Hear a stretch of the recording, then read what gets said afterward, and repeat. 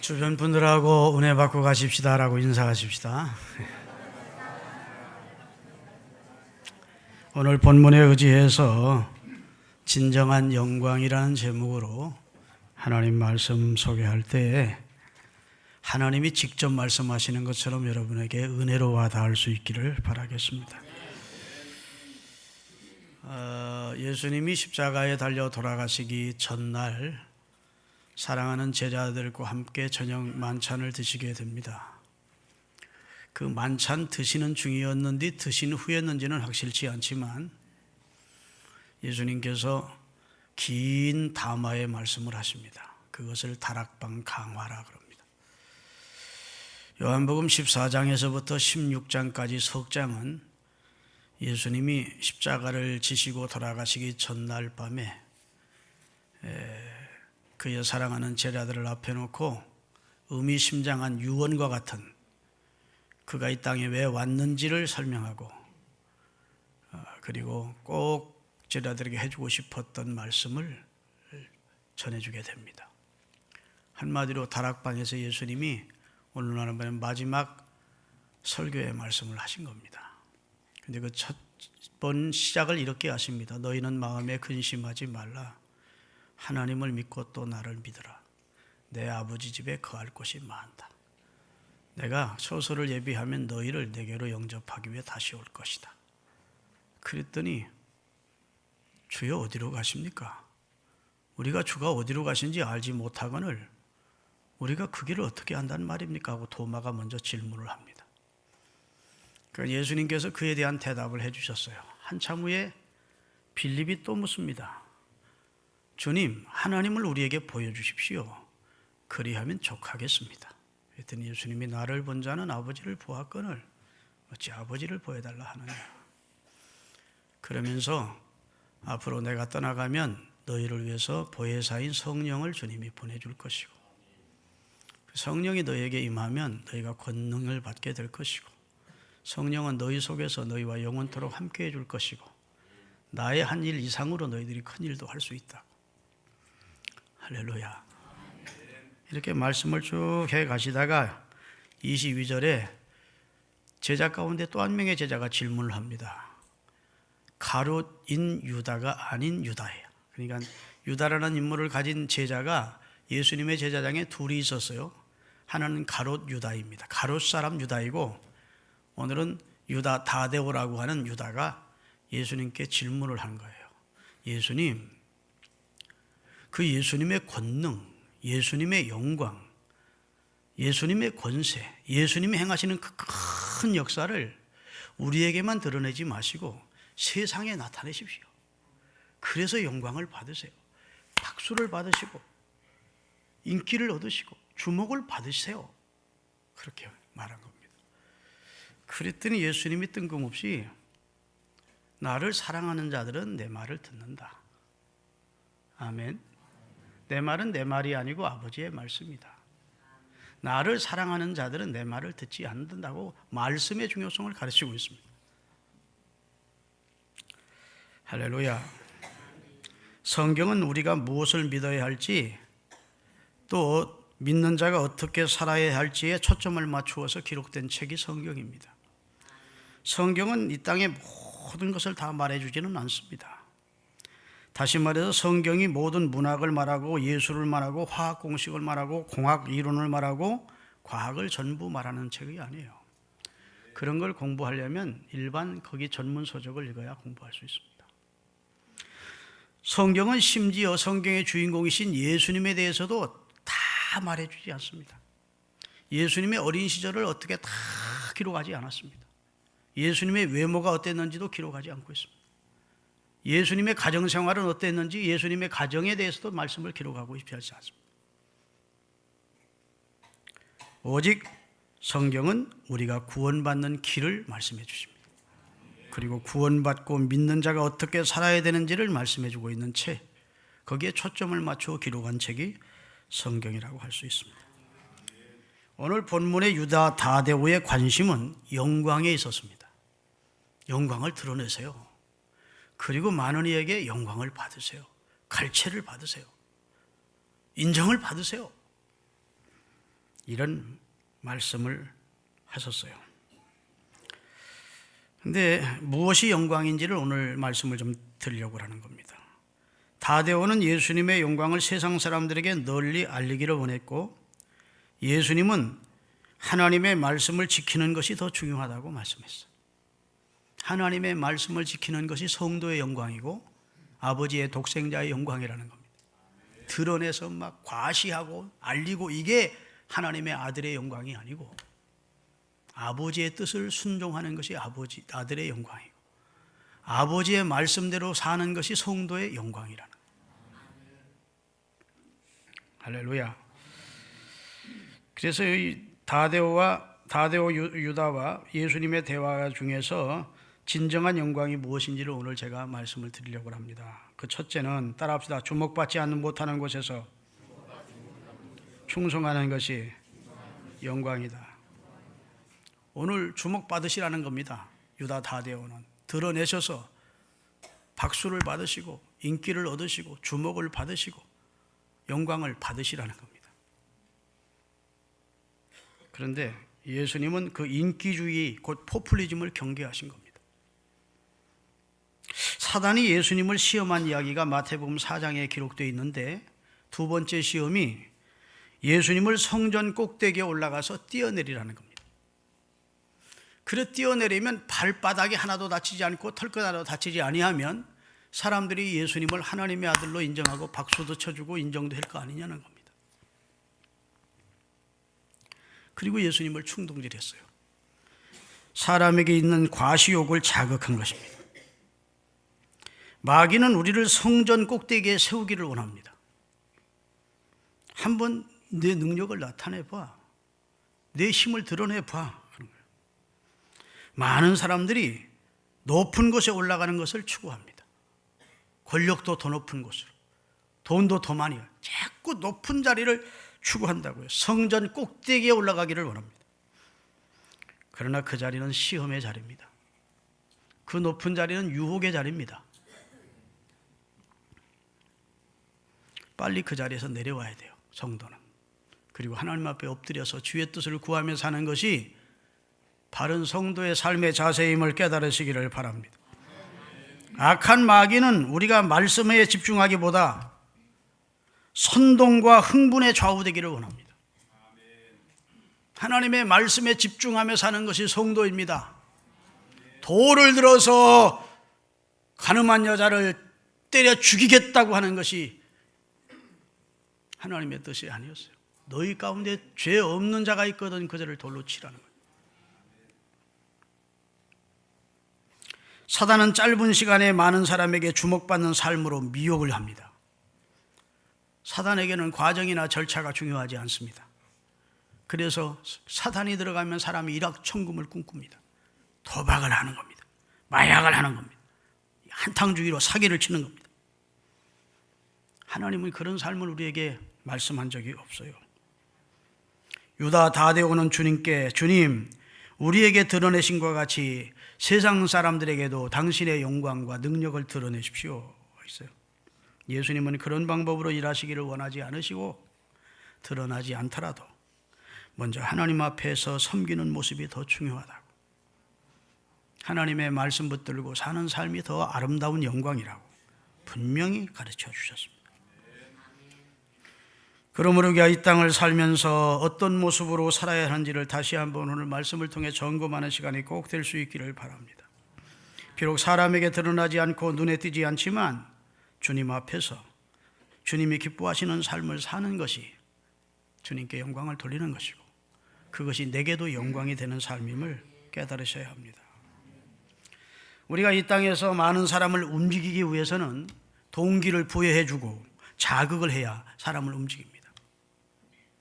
그래서 직책이 높아지고 열매가 있고 주변의 평판이 좋아지면 신이 나서 그 일을 힘껏 감당하는 겁니다. 동기를 부여해서 사람들을 신나게 일하도록 만드는 것은 사실 지도자의 덕목 가운데 하나일 것입니다. 자꾸 삶에 동기를 부여해주고서 그 사람을 힘있게 살아갈 수 있도록 만드는 것이 리더의 소중한 덕목 중에 하나이죠. 그러나 주님께서는 우리에게 지금 전혀 다른 말씀을 하시는 거예요. 아무도 보지 않고 당장에 보이는 열매도 나타나지 않고 사람들이 칭찬이나 인정이 하지 않는 상황에서라도 바로 그런 자리에서 주님께 충성하는 것, 주님 맡겨주신 직무에 충실한 것이 성도의 영광이라는 겁니다. 나는 우리 교회 주일학교 부장들이요, 유초등부 부장도 그렇고 중고등 부장도 그렇고 보면 유치부 부장도 그렇고 회사에서 우리 특별히 이제 중고등부 부장은 1년에 한 번 아니면 2번 휴가를 얻습니다. 가족들과 함께 가기 위해서 휴가를 주는 겁니다. 가족과 함께 가지 않습니다. 가족들과는 따로 가고 중고등부 아이들을 데리고 수련회를 갑니다. 장로님 어떻게 나오셔서 휴가 얻었습니다. 그 찌는 듯한 최고 더운 여름철에 중고등부 아이들 말 잘 안 듣습니다. 그 아이들 데리고 3박 4일 동안 고생합니다. 교회에서 한 푼 드리지 않습니다. 누가 인정해 주는 사람 없습니다. 주일학교 중고등부 교수 수련회 갔다고 누가 기억이나 합니까? 광고는 해도. 여러분 가운데 그렇게 교회에 관심이 있는 사람이 몇 사람이 있겠어요? 별로 주목받지도 못하고 별로 누가 알아주는 사람 없어도 그걸 맡으셨으니까 다른 거 다 희생하고 포기하고 그 일을 감당하는 거예요. 여러분, 그것이 우리 하나님이 보실 때 얼마나 영광스럽겠습니까? 그것이 그 당사자에게도 하나님 보실 때 영광이라는 거예요. 그렇게 사는 것이 인생을 진짜 복되게 사는 것이고 가볍게 사는 것이라는 겁니다. 주의가 높아서 가볍는 게 아닙니다. 대통령이 요즘 얼마나 수치스럽고 창피를 당하는지 아시지 않습니까? 대통령 되려고 얼마나들 애를 쓰는데 그 자리가 영광의 자리가 아니라. 여러분, 이건희라는 사람이 얼마나 대단하죠. 지금 식물인간 데이트하죠. 얼마 전에 방송을 보니까 아주 추한 짓을 하셨더라고. 젊은 여자들 데리고. 그걸 누가 가서 몰래 찍었어. 영광의 자리 아닙니다. 한 번뿐인 인생을 하나님이 주신 구원의 은총에 감사하면서 말씀 붙들고 자기 맡겨진 일에 누가 보든 아니 보든 인정을 해주든 아니 하든 열매가 있든 없든 최선을 다해서 말씀에 순종하며 사는 삶이 가장 영광스러운 삶입니다. 가장 가치 있고 값진 삶이라는 것을 예수님이 말씀해 주고 계신 겁니다. 할렐루야. 예를 들어서 어떤 사람이 큰 목회를 하면서 큰 교회를 목회하니까 교인들이 막 박수를 쳐주고 목사님을 칭찬하고 인정해주고 풍성한 부흥의 열매도 있고 얼마나 보람이 있겠습니까? 얼마나 영광이겠어요? 근데 똑같은 그 목사님이 아프리카나 저 밀림이 있는 오지에 가서 사람들의 주목도 받지 못하고 평생을 전도하고 선교했는데 교인 2-3명도 제대로 못 얻고 열매가 없고 누가 인정해 주지도 않고 그래도 주의 약속의 말씀 붙들고 그 자리에서 선교적 사명을 잘 감당했다면 그 사람에게 영광이라고. 여러분, 하나님이 누구에게도 상을 주겠습니까? 같은 사람일지라도 어떤 일을 후자에게 상을 더 줄 거 아니겠습니까? 큰 목회를 하면서 대접받고 인정받고 보상받고 한 목회와 하나님의 약속을 붙들고 오지에 들어가서 똑같이 충성을 했는데 열매는 없어. 누가 알아주지도 않아. 주목해 주지도 않아. 그런데도 하나님 앞에 약속 붙들고 헌신했어. 그러면 하나님의 상이 후자에게 더 많이 있지 않겠습니까? 우리가 영광에 대해서 바로 인식할 필요가 있습니다. 진짜 영광은 하나님의 말씀을 붙들고 하나님 앞에서 성실하게 사는 것이 성도의 최고의 영광임을 깨달으시기를 주의 이름으로 축원합니다. 하나님과의 관계 외에는 다른 어떤 동기가 부여되지 않는 곳에서도 변함없이 주를 위해 충성한다면 그것이 하나님께도 영광이 되고 그 당사자에게도 영광이 된다는 것이, 이것이 진짜 충성인 겁니다. 교회 안에서도 마찬가지예요. 여러분, 교회에서 주목받는 사람들은 5%도 안 됩니다. 목사가 주목받는 사람일 것이고 사모님이 주목받을 것이고 목회자들, 부교육자들이나 장로님들 주목받는 대상이겠죠. 그 외에 90% 이상은 별로 주목받는 사람들이 아닙니다.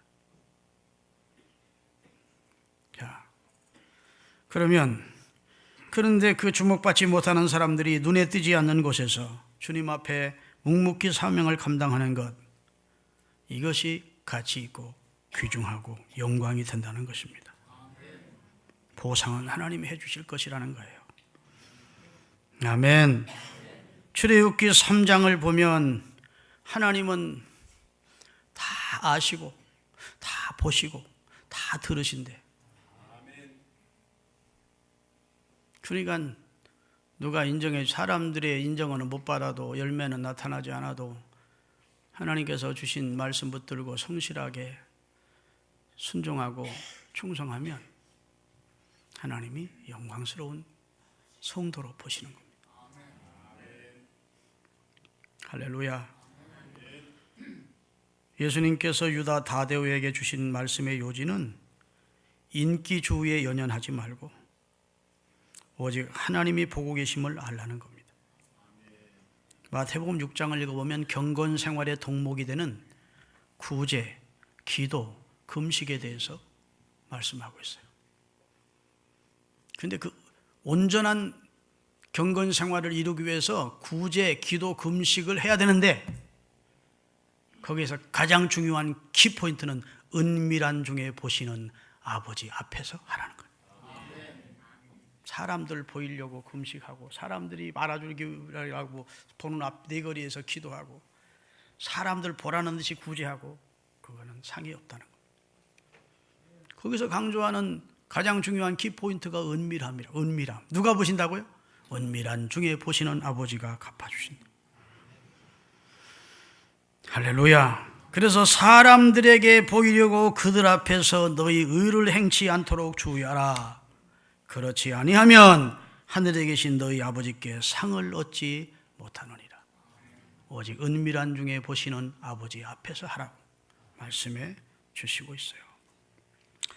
우리가 이 세상을 살아가면서 얼마나 하나님의 눈을 의식하는지 스스로를 살필 수 있기를 바랍니다. 나는 늘 사람의 눈을 의식하며 살지 하나님의 눈에는 전혀 의식하며 살지 못했거든. 여러분은 하나님의 영광을 추구한 사람은 아닙니다. 하나님을 의식하며 살아야 돼요. 아침에 일어나서도 하나님을 먼저 생각, 잠자리에 들게 돼도 하나님 앞에 내가 바로 살았는지를 생각하고, 사업을 하든 가정 자녀들을 키우든 하나님을 먼저 의식해야 돼요. 내가 하나님 앞에 지금 잘 살고 있는지를 생각해야 돼요. 아멘. 맨날 사람들만 생각하면 외식하는 자가 되고 위선자가 되고 하나님 앞에서 하는 것이 아니라고요. 믿으십니까? 하나님이 은밀한 중에 보고 계십니다. 하나님께 인정받으면 되는 거예요. 천사람 만사람에게 인정받는 연예인들은 버림받아도 하나님께 인정받으면 버림받지 않습니다. 우리는 연예인 아니잖아. 굳이 사람에게 인정과 갈채를 추구하며 살 필요가 뭐가 있어요? 우리 주님 그리고 예수님께 인정받고 하나님의 인정을 받으면 최고죠. 아멘. 아멘. 이것이 성경이 말하는 진정한 충성이고 진정한 성도의 영광이라는 사실을 일깨워주고 있는 겁니다. 주목받지 못하는 곳에서도 충성하는 하나님 앞에 신실한 우리 성도들이 되시기를 주의 이름으로 축원합니다. 여러분이 교사 일을 감당하고 성가대를 하고 차량 봉사하고 미디어 봉사하고 꽃꽂이하고 여러 모양으로 식당에 들어가 봉신 봉사하고 누가 알아주지 않더라도 하나님 앞에서 하는 것이다 생각하고 하나님을 상대로 하셔야 그게 성도에게 영광이래요. 두 번째로 따라합시다. 말씀에 집중하며 사는 것이 영광이다. 오늘 본문의 유다 다데오가 우리에게 나타내신 것과 같이 세상 사람들 앞에서도 주의 영광을 드러내십시오라고 했을 때 예수님께서는 전혀 다른 말씀을 하십니다. 사람이 나를 사랑하면 내 말을 지키리니. 하나님을 사랑하지도 않는 사람에게 하나님의 아들 예수님이 우이풍당당한 모습 보여주러 이 세상에 온 게 아니라는 겁니다. 나를 사랑하는 자들이 내 말을 받는데 그리고 내 말을 지킨대. 나를 사랑하는 마음이 없는 자는 내 말을 받지도 않고 지키지도 않는데,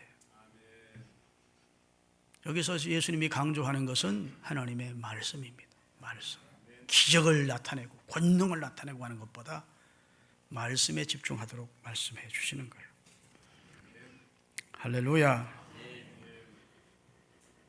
자, 기독교인은 인기주의에 편승해서 살지 말고 하나님의 말씀에 집중하는 인생을 살아야 된다는 말씀을 하고 계신 겁니다. 그것이 진정한 성도의 영광입니다. 할렐루야. 예수님이 너무너무 속이 상하셔서 아주 통탄하신 말씀을 하신 적이 있어요. 요한복음 5장 44절입니다. 너희가 서로 영광을 취하고 유일하신 하나님께로부터 오는 영광은 관심도 없고 구하지도 아니하니 어떻게 나를 믿을 수 있겠느냐. 바리새인들의 삶은 서로 영광을 취하는 삶이에요. 내가 영광을 받아야 돼. 내가 박수를 받아야 돼. 내가 인정을 받아야 돼. 예수님이나 하나님에게는 관심이 없었다. 서로 영광을 추구하기 위하여 발버둥 치는 너희들이 어떻게 나를 받아들일 수 있겠느냐, 구주로. 여러분, 우리 스스로 영광을 취하지 않기를 바랍니다. 그건 추한 삶이에요. 요만한 선한 일 해놓고 침소 봉대에서 내가 누구를 도와주었느니, 누가 누굴 구제해 주었느니, 내가 이렇게 선한 일을 했느니 하며 사람들이 아이고 목사님 참 좋은 일 했네, 요 소리 들어서 영광 받으려고. 우리가 그렇게 살지 않습니까? 자신의 영광을 취하기 위하여 주님께 관심이 없어요. 예수님은 삶의 모습이 전혀 달랐습니다. 그럼 예수님은 어떻게 살았냐? 요한복음 8장 54절이에요. 예수께서 대답하시되 내가 내게 영광을 돌리면 내 영광이 아무것도 아니거니와 내게 영광을 돌리시는 이는 내 아버지시니 곧 너희가 하나님이라 칭하는 그분이시다. 나는 내 영광을 추구한 적이 없다는 겁니다. 예수님이 얼마든지 영광을 추구할 만한 자격을 가지신 분이지만 예수님은 자신의 영광을 추구하지 않았대요. 아버지의 영광을 추구했대. 아버지 하나님께 돌아갈 영광만, 아버지의 뜻만 추구하며 아버지를 영화롭게 했더니 아버지가 그 영광을 자기에게도 주셨대요. 이야, 이런 공식으로 사시기를 바랍니다. 스스로 영광을 취하면 추한 자가 됩니다. 처음에는 칭찬 사람들이 할지 모르지만 아이 새끼 맨날 만나면 자랑만 하고 그런 소리가 치워가다. 아주 사람이 하등 인생으로 취급받아요. 늘 나 만나기만 하면 자기 영광을 추구하고 자기 자랑만 하면 사람들이 가까이 안 해요. 하나님의 영광을 추구하십시오. 나를 나되게 하신 분은 하나님입니다. 나를 변화시켜 보시는 하나님이십니다. 나를 값지게 하신 분은 하나님이십니다. 하나님께 영광을 돌리면 아버지가 그 영광의 일부를 내게 주신대. 예수님이 바로 그 말씀하시는 거예요. 다시 한번 읽겠습니다. 예수께서 대답하시되 내가 내게 영광을 돌리면 내 영광은 아무것도 아니거니와 내게 영광을 돌리시는 이는 내 아버지시니 곧 너희가 너희 하나님이라고 칭하는 그분이다. 그분이 내게 영광을 주신다. 어떻게 살아야 할지 답이 왔죠? 여러분, 하나님의 영광을 추구하며 살면 여러분도 영광스럽게 됩니다. 많은 사람들이 신앙생활 하면서 말씀 중심의 신앙이 왜 중요한지를 몰라요.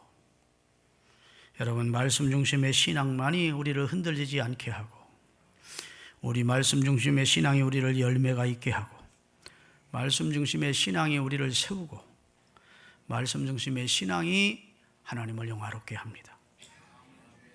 성경에 보면 병 고치는 기사, 귀신을 쫓아내는 기사가 많이 등장합니다. 예수님이 병을 고쳐주시고 귀신을 쫓아낸 다음에 야, 너들 내 능력 봤지? 내 권능 봤지? 그러니까 나를 하나님의 아들로 믿으라. 이렇게 말씀한 적이 있습니까? 없습니까? 한 번도 없습니다. 우리 같으면 그럴 수 있잖아요. 막 그런 큰 권능을 행하고 오병 이어의 이적을 행하고 대단한 능력을 행하고 봐봐, 내가 하나님의 아들 맞잖아. 그리고 자신의 능력과 자신이 베푼 그런 큰 권능을 자랑하면서 나를 믿으라고 했겠는데 주님은 그런 말씀 하나도 안 하셨어. 병든 자를 보면 측은히 여기는 마음으로 치료해 주신 겁니다. 할렐루야. 각종 어려운 배고파하는 자들에게는 먹을 것이 필요해 먹을 걸 주신 거예요. 병은 병이고 복음은 복음이지. 주님이 권능 행하고 나서 나 믿으라고 한 적은 없다고요. 이 말씀의 깊은 뜻을 깨달으시기를 주의 이름으로 축원합니다. 할렐루야. 여러분, 사도 바울도 마찬가지예요. 그가 셋째 하늘을 경험했습니다. 아니, 사람이 육신을 가지고 있는 인간이 천국에 올라간 사람이 어디 있겠어요? 그런데 그 영이 첫째 하늘, 둘째 하늘, 셋째 하늘 지나 곧 하나님이 계신 천국에 들어가는 경험을 했어요. 자, 그러면 여러분, 사도 바울이 전도하면서 야, 내가 천국 갔다 왔어.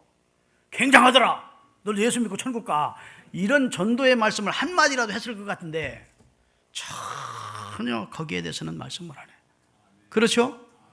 예수의 십자가의 복음이 너무 고상하고 너무 귀하기 때문에 하나님의 아들이 성육신 하셔서 몸버려 피 흘려 우리 죄를 대속하시고 우리를 구원해 주셨다.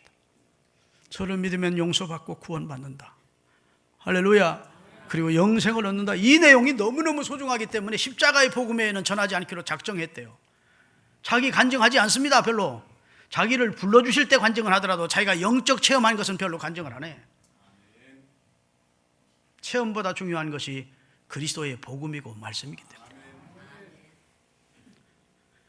그리고 14년 동안 그 사건에 대해서는 전혀 영적 그 귀한 체험은 입 닫고 있다가 고린도 후서 12장 1절에 보면 부득불 아니할 수 없어서 한마디 하는데 그것도 자기라고 하지 않고 그가 몸 안에 있었는지 몸 밖에 나는 모르거니 하나님은 아시거니라고 하면서 은사 자랑하지 않고 은사보다 귀한 것이 말씀임을 가르쳐 주십니다. 다 같이 읽겠습니다. 무익하나마 내가 부득이 해서 어쩔 수 없어서 자랑하노니 내가 체험한 얘기를 좀 하겠다 하고 14년 만에야 입을 열었다. 이런 면에서는 베드로도 마찬가지입니다. 여러분, 베드로의 생애 가운데 가장 영광스러운 체험이 어떤 체험이었을까요? 변화산에 올라가서 예수님의 변형되는 모습, 예수님이 하나님으로서의 모습을 찾는 모습을 보았다. 그랬습니까? 그가 그렇게도 원했던, 이스라엘 백성들이라면 누구도 보기를 원했던, 이미 세상을 떠났던 모세와 엘리야가 그 가운데 나타났다. 예수님의 모습은 영광스러운 하나님의 모습으로 변했다. 인간으로는 상상할 수 없는 신비로운 체험을 해서, 영광스러운 체험을 해서 너무너무 좋아서 주님 여기다 초막 셋을 짓고 여기 삽시다. 변화산에서 내려가지 맙시다. 저 죄악이 가능한 세상은. 그랬더니 구름이 저들을 가리우면서 구름 사이에서 소리가 나서 말씀하기를 이는 내 사랑하는 아들이요 내 기뻐하는 자니 너희는 저의 말을 들으라. 따라합시다. 저의 말, 하나님의 말씀, 주님의 말씀을 소중히 여기라. 체험이 중요한 게 아니고 말씀을 귀히 여기래. 아멘.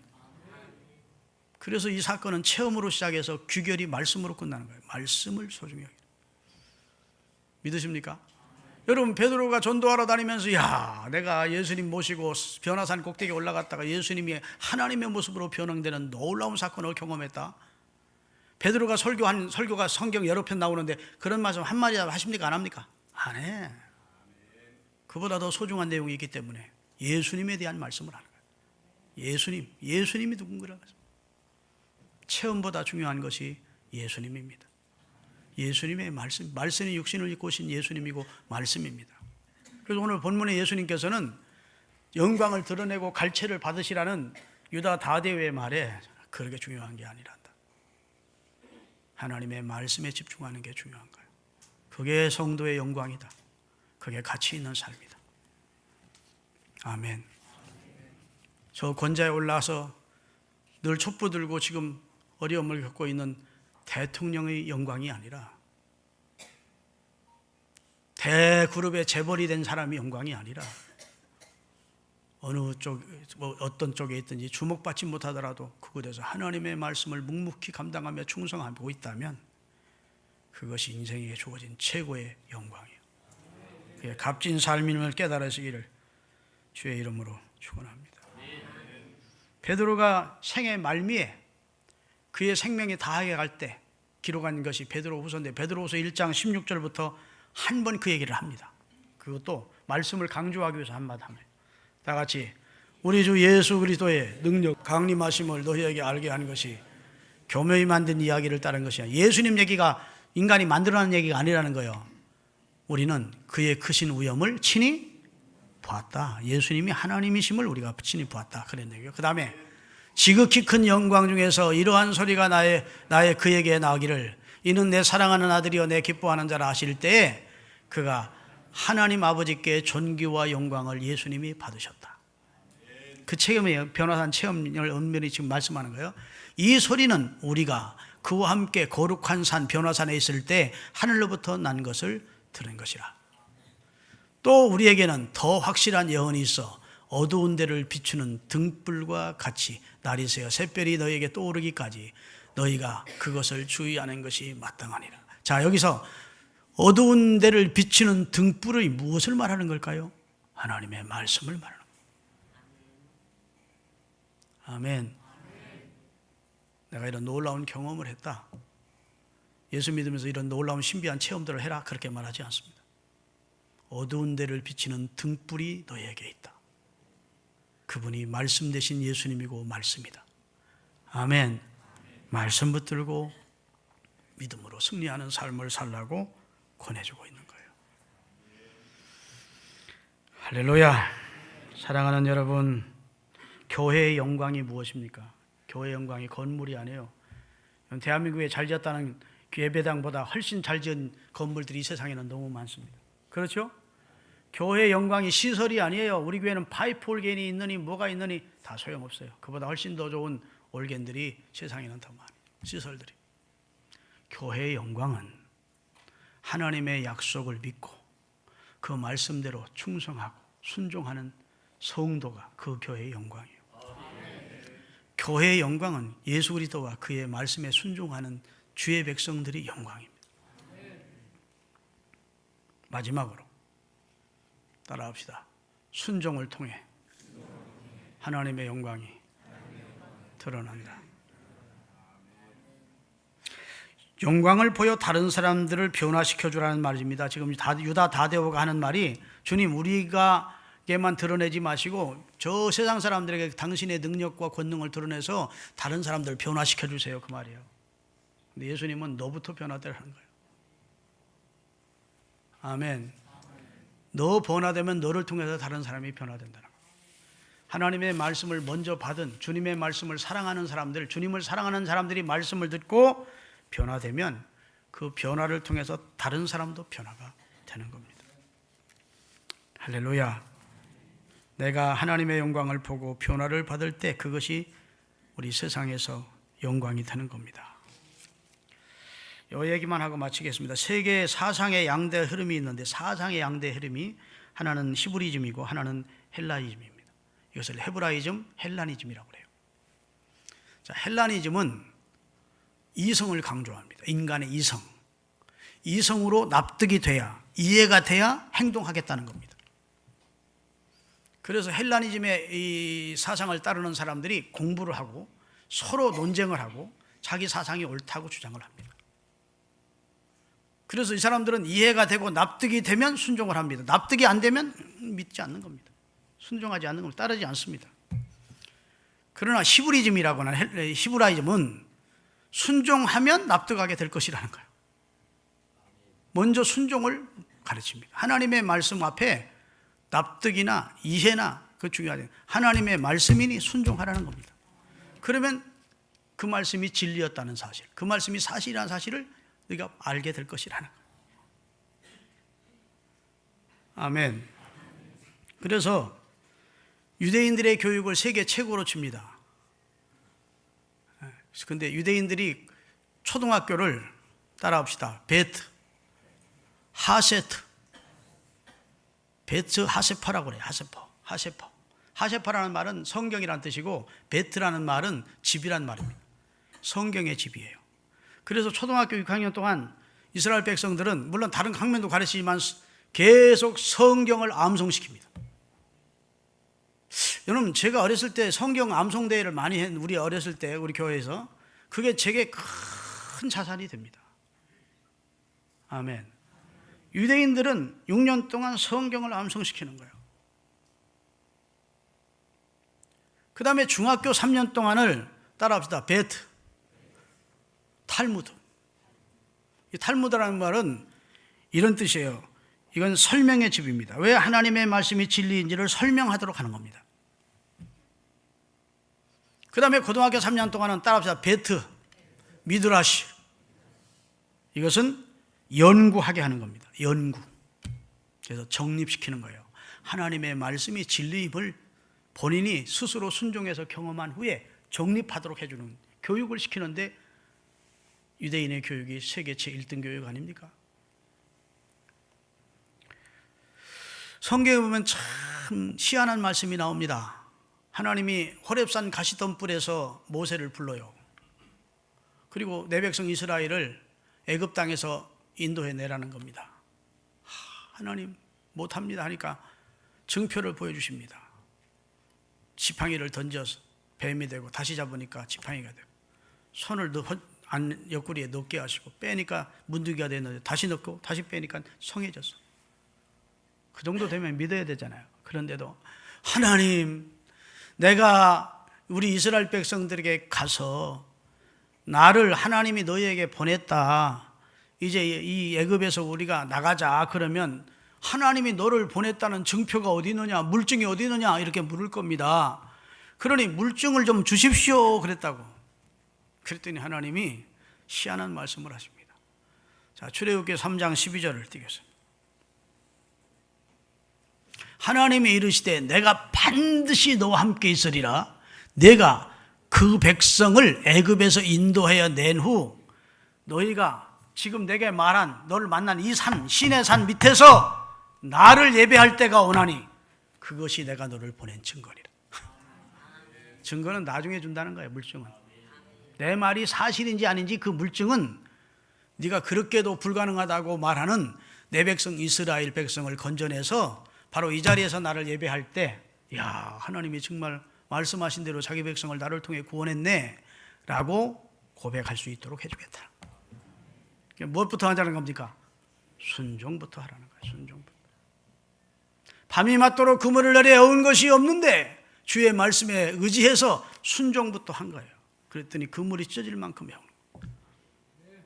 11조 틀림없이 내 주머니에 돈이 나가면 손해일 것 같은데 순종부터 해보라는 겁니다. 창고에 넘치게 주는지 안 주는지 순종을 먼저 강조하셔. 할렐루야. 요한복음 11장 39절에도 보면 아이고 우리 오라비가 죽어서 벌써 몸이 썩어가서 냄새가 납니다. 그랬더니 예수님이 뭐라 하죠? 돌을 옮겨놓아. 아이고 냄새나요. 못해요. 따라합시다. 믿으면 하나님의 영광을 보리라. 다 같이 읽겠습니다. 예수께서 이르시되 돌을 옮겨놓으라 하시니 그 죽은 자의 누이 마르다가 이르되 주여 죽은 지가 나흘이 되었음에 벌써 시신에서 냄새가 나나이다. 예수께서 이르시되 내 말이 네가 믿으면, 그 말은 믿고 순종하면 하나님의 영광을 네가 볼 수 있다. 순종부터 해, 그 말이에요. 네 쪽방만한 두뇌로 이해가 안 된다고 주저하지 말고 전능하신 하나님의 말씀, 주 예수 그리스도의 말씀은 진리이니까, 권능이니까 순종부터 해. 순종하면 너는 하나님의 영광을 오늘 본다. 그리고 나사로를 살려내셔서 영광을 보여주셨다. 사랑하는 여러분, 신앙생활하면서 조금 인간적으로 똑똑하다는 사람들은 절대로 신앙생활 온전히 못합니다. 자꾸 납득한 다음에 순종하겠다는 거예요. 자기 짧은 인간적인 삶의 경험이나 이 두뇌에서 나오는 생각을 가지고 헬라니즘에 잡혀서 이해되고 납득이 되고 순종이 할 수 있을 때 순종하겠다는 거예요. 그러면 신앙생활을 못해요. 하나님의 말씀은 초월적인 내용이 많기 때문에 순종해 보면 하나님이 살아계심을 알게 돼. 그 말씀이 진리임을 알게 돼. 할렐루야. 이런 순종을 통해서 사람이 변화되는 겁니다. 하나님. 여러분, 베드로가 그 순종을 통해서 예수님의 제자로 변화되잖아요. 어부에서 변화로. 할렐루야. 다 순종한 다음에 변화가 돼요. 순종이 먼저입니다. 자, 이제 말씀 정리합니다.